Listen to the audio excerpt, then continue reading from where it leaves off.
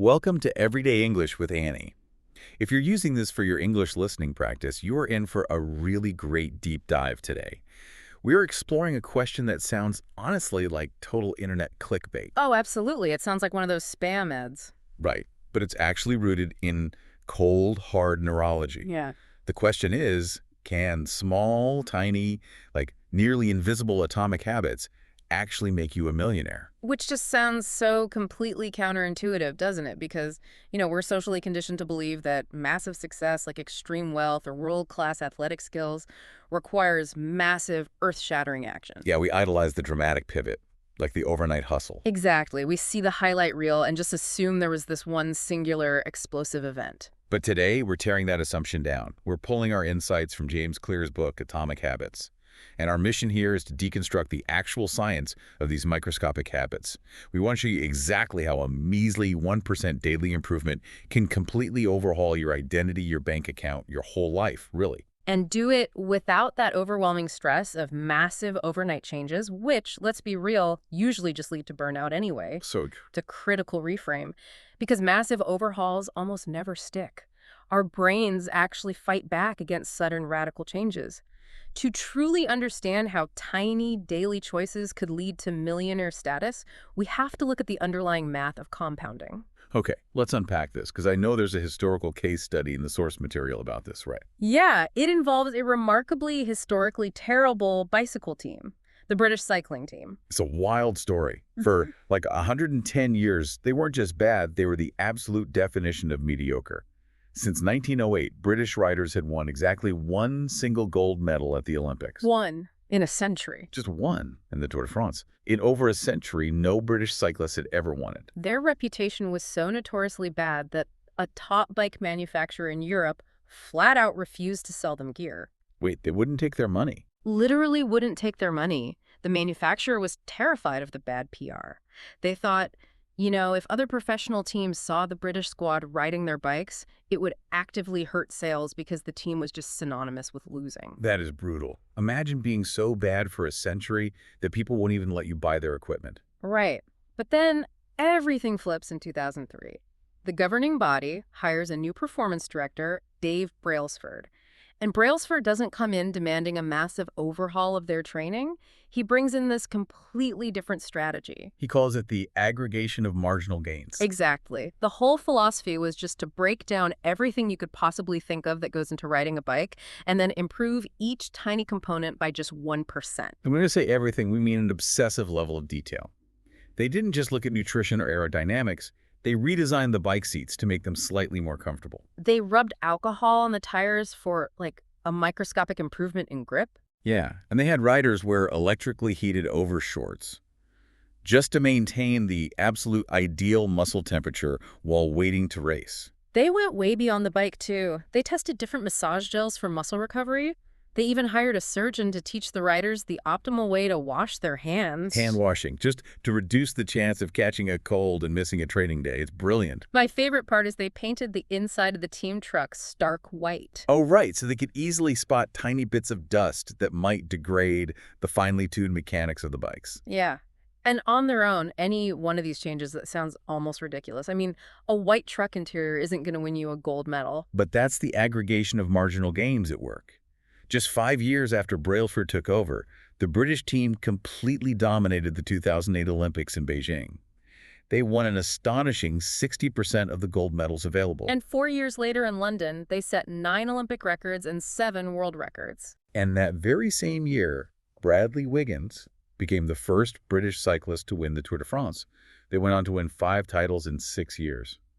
It sounds like magic, but it's just the relentless math of compounding habits. The numbers bear this out beautifully. If you can get just 1% better every day for 1 year, the compounding effect means you end up 37 times better by the time you're done. 37 times. Yeah. But conversely, if you get 1% worse each day for a year, you decline almost all the way down to 0.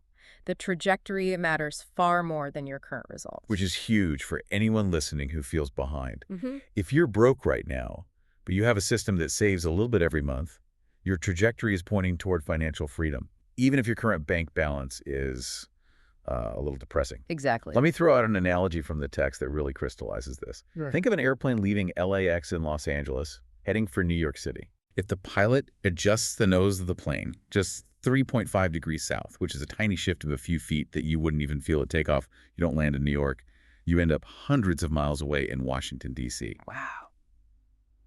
The tiniest shift in trajectory at the beginning creates a massive divergence at the destination. Which brings up a very practical question for you, the listener. If this math is so undeniable, why do almost all of us give up on our good habits after just a week? What's fascinating here is that we quit because our expectations are totally misaligned with reality. We expect progress to be linear. Human beings, we just love a straight line. Oh, definitely. We expect to put in a week of hard work, eating salad, saving $50, going to the gym, and we expect to see exactly a week's worth of tangible results. But compounding results are almost never linear. They're delayed. They flatline for a long time before they spike. Yes. The text calls this agonizing waiting period the plateau of latent potential. The ice cube analogy. This is the perfect way to visualize that flat line. Imagine you're sitting in a room, and it's 25 degrees Fahrenheit, freezing. There's an ice cube sitting on a table. You start slowly heating up the room. 26 degrees, 27, 28. And the ice cube just sits there, completely unchanged. Exactly. You put in all this energy, raising the temperature to 29, 30, 31 degrees. Still absolutely nothing happens. Right. From the outside, it looks like a complete failure. But then the room hits 32 degrees. The ice begins to melt. A 1 degree shift. Seemingly no different from all the temperature increases before it, but it suddenly unlocks a massive physical change. The critical realization is that the previous work you did, heating the room from 25 to 31, wasn't wasted. It was just being stored. The San Antonio Spurs basketball team actually keeps a quote about this in their locker room. It's about a stone cutter hammering at a rock. He hits it 100 times, and there isn't a single microscopic crack. But on the 101st blow, the rock violently splits in two. And it wasn't just that last blow. It was the invisible stored energy of all the 100 blows before it. Right. And when you finally break through that plateau, society looks at you and calls you an overnight success. Because they only see the melting ice at 32 degrees. They didn't see the room heating up for months. Okay, I get the logic of the stored potential. But let me push back on behalf of anyone trying to build a business or, hit a financial milestone right now.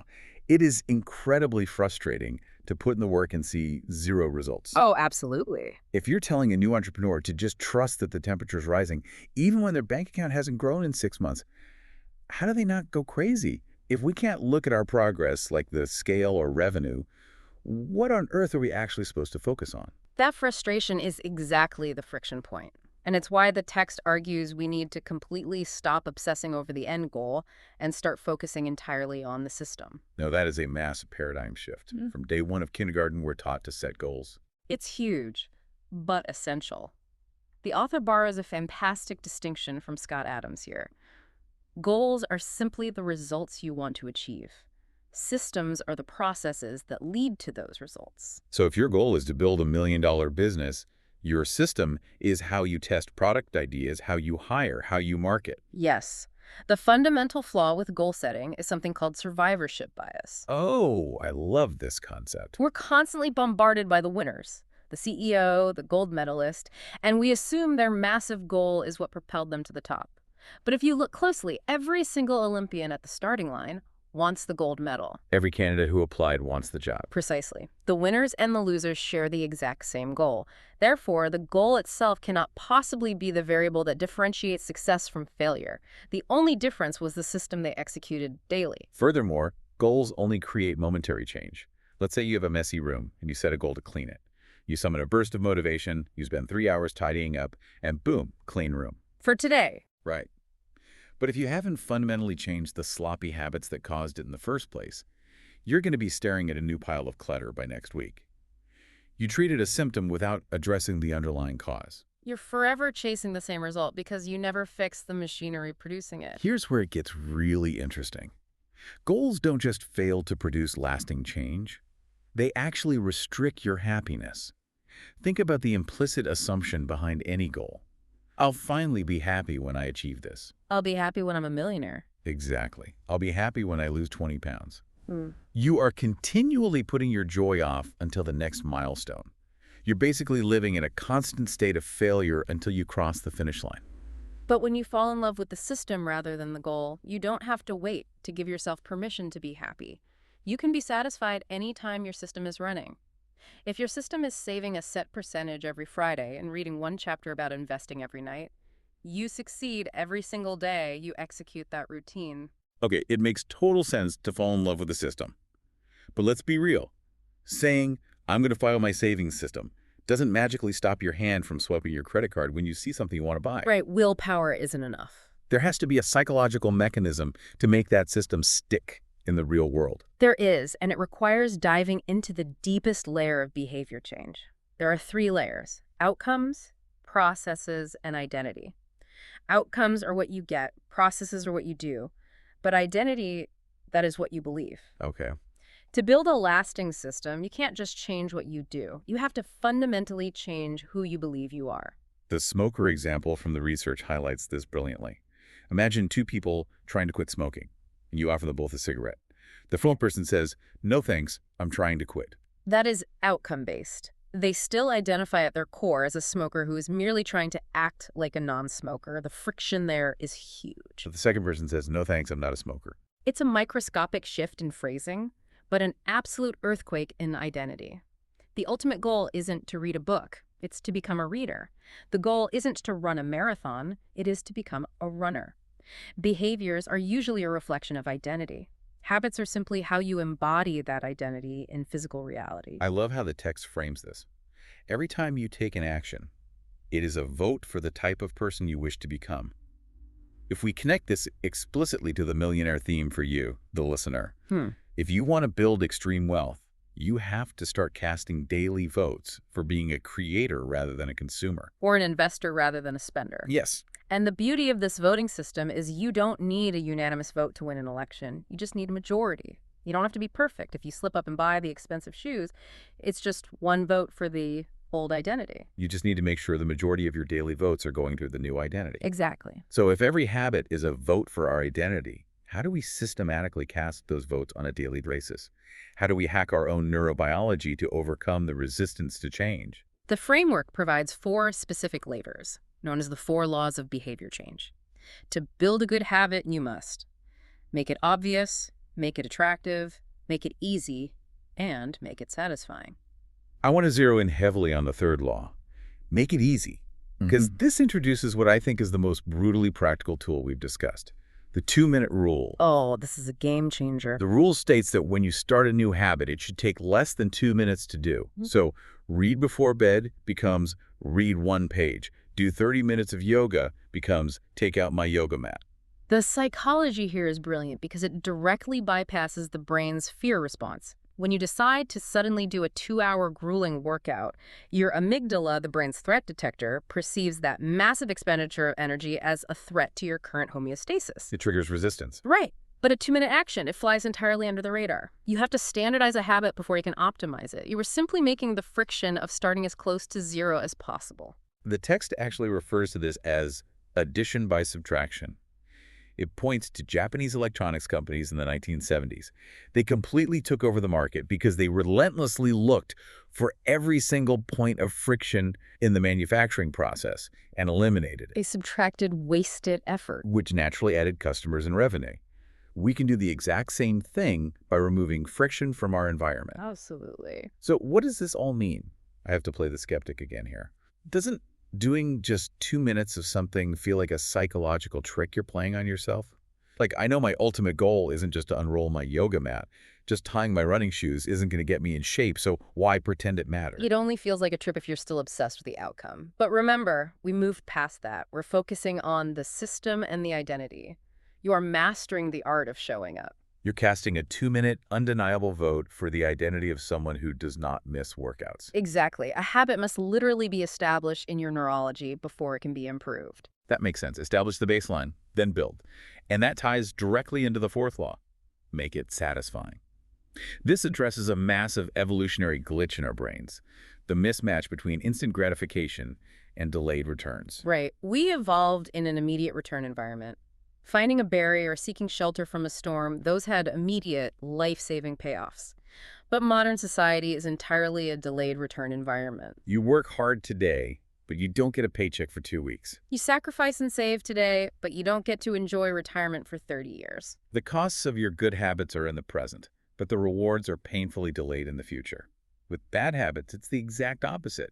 The reward is in the present, like eating the donut right now, and the cost is in the future. Clear actually gives a great financial hack to flip this script. He shows how to give yourself an immediate, satisfying reward for a delayed return habit. Yes, the savings account trick. Say your new identity is a saver, and you want to stop buying a $6 morning latte. Open a distinct savings account and label it something you deeply want.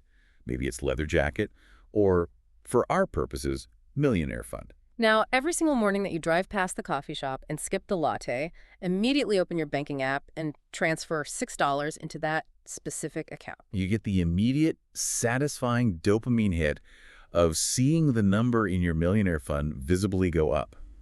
It instantly satisfies that primal craving for immediate gratification while actually serving your long-term delayed return system. You're making it highly satisfying to essentially do nothing. You're rewarding the avoidance of a bad habit. So once you've mastered the art of showing up and you've hacked your brain to make the habits easy and satisfying, how do you sustain this over the months and years required to hit that compounding jackpot? This is where visual habit tracking becomes your best friend. The book tells the story of Trent Duersman. He was a 23-year-old rookie stockbroker who started at a firm in a tiny suburb. Despite his lack of experience, he made incredibly brisk progress and was seen pulling in serious money using a remarkably low-tech visual tracker. 2 glass jars on his desk. One jar had 120 paper clips in it. The other was completely empty. Every single morning he would make a sales call and immediately move 1 paper clip from the full jar to the empty jar. He didn't stop calling until all 120 were moved.